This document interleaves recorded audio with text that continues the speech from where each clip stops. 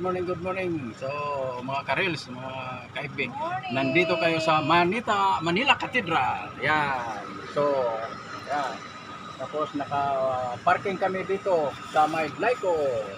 So, 100 lang dito buong araw. So, guys, dito tayo, nandito tayo, may event tayo. So, sundan ninyo ang Susan Vlog. So, may live siya doon. So, maglagay tayo ngayon ng solar panel dito sa natin. Sa bubong. Kasi pang pang coverage. Maubusan kami ng